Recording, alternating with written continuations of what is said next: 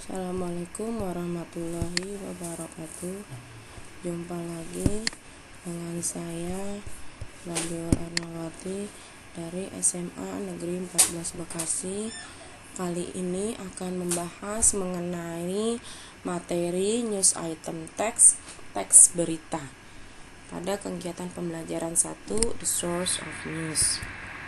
Setelah kegiatan pembelajaran 1 ini, diharapkan Anda dapat menganalisis jenis sumber berita serta ciri-cirinya. Yang kedua, menganalisis fungsi sosial news item, memberi dan meminta informasi terkait teks berita sederhana dari TV dan koran. Ketiga, menganalisis struktur teks news item dengan memberi dan meminta informasi terkait berita sederhana dari TV dan koran. Yang keempat, menganalisis unsur kebahasaan teks news item dengan memberi dan meminta informasi terkait penggunaan kutipan langsung dan tidak langsung dalam berita. Ini adalah contoh tampilan dari headline yang diambil dari koran The Jakarta Post. Sebelum kita lanjut pembahasan berikutnya, di sini ada practice 1, menjodohkan kolom A dengan kolom B. Kosakata ini mungkin nanti ditemukan selama pembahasan teks berita. Yang pertama ada printed material, berita cetak. Yang kedua ada sosial media, media sosial. Yang ketiga up to date, mutakhir. Yang keempat voice atau suara. Yang kelima pictures, gambar. Yang keenam studio, tempat siaran. Yang ketujuh live show, siaran langsung. Yang kedelapan broadcast, menyiarkan. Berikutnya to inform, menginformasikan. To entertain, menghibur. Web based, berbasis jaringan. Hoax, berita bohong. Headline, judul berita. News anchor, pembaca berita. Dan reporter, wartawan. Latihan selanjutnya adalah menentukan source of news dari gambar yang ada di kotak sebelah kiri beserta karakteristiknya. Yang pertama ini adalah newspaper, karakteristiknya printed material. Kemudian pictures. Yang kedua social media, karakteristiknya to inform, bisa juga hoax, ya kan? Bisa juga web based. Yang ketiga gambar orang sedang menyiarkan berita di studio seperti podcast, ya kan? Karakteristiknya voice, suara.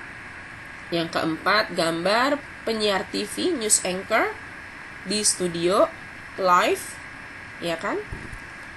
Apakah semua peristiwa bisa selalu menjadi berita? Kita lihat gambar di sini.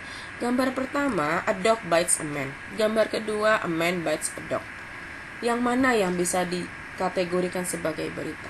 Betul, gambar kedua. Karena gambar pertama itu mungkin sudah biasa ya, a dog bites a man. Tapi untuk a man bites a dog itu unik. Makanya yang kedua itu bisa dikategorikan untuk menjadi berita. Berikutnya adalah contoh headline, judul berita, dan jenis beritanya, kinds of newsnya. Headline yang pertama itu adalah untuk kinds of news health. Headline yang kedua untuk politics. Headline yang ketiga sports. Headline yang keempat entertainment. Headline yang kelima education. Ini adalah contoh teks berita berikutnya. Ya, ini adalah analisanya. Headline-nya yang mana? Yang dicetak tebal. Gresik residents made to dig graves as punishment for not wearing face mask. News media. Sumbernya dari koran. Kemudian date and place. Thursday, September 10, 2020 from Jakarta. Newsworthy event. Newsworthy event is in the first paragraph. 8 people in Gresik Regency, East Java were ordered by local authorities to dig graves for those who have died of COVID-19 as punishment for not wearing face masks in public. Cermat District Head Suyono said that he punished residents who did not wear face masks by making them dig graves at a public cemetery in Ngabetan village. Background events itu in the second paragraph, sementara sources itu yang diberi tanda petik. Contoh teks berita yang berikutnya. Ini adalah analisa teksnya. Yang dicetak tebal headline, kemudian penggunaan action verbs and tenses, penggunaan saying verbs karena ada penggunaan said that, report, told, ada source of witness yaitu kutipan langsung dan tidak langsung. Ini contoh analisa teks news item berikutnya. Kendari SAR team finds 3 more victims. Newsworthy event di paragraf 1, background event paragraf 2 dan 3, source-nya di paragraf 3 yang ada tanda petiknya.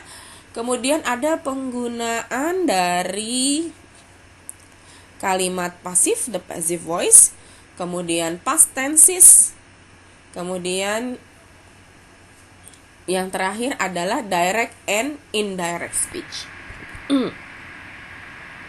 Social function dari news item text to inform readers, listeners, or viewers about events of the day which are considered important and interesting.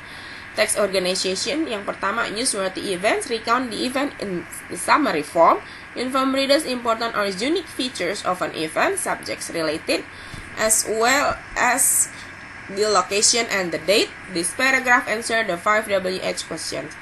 Background events, elaborate what happened, to whom, and in what circumstances. Tell the readers the sequence of the events in chronological order and sometimes also explain why the events happen. Sources are comments by participants in, witnesses to, and authorities expert on the event. Grammar focus 1. The use of the past tenses. Contoh penggunaan the simple past. We went to the zoo last week. Penggunaan the past continuous. They were watching TV when the thief entered the house quietly. Penggunaan the past perfect. She had come earlier before we arrived there. Untuk grammar focus 2, penggunaan passive voice. Passive voice is used to emphasize the action, not the participant. Who did it? It is also useful when you don't know who the agent is. Study the sentences below. Number 1. A mountainous valley of Inner Mongolia was shaken by a strong earthquake measuring 6.4 on the Richter scale last Friday. Second, warning had been given by the police, but the motorists chose to ignore them. Third, lava has been discharged by the volcanic mountain in the Sunda Strait several times lately. Grammar focus 3. Direct indirect speech. Contoh direct speech. The victims were taken to hospital for intensive care, said the chief of police. Indirect speech. The meteorologist said that there were no victims during the tremor. Thank you.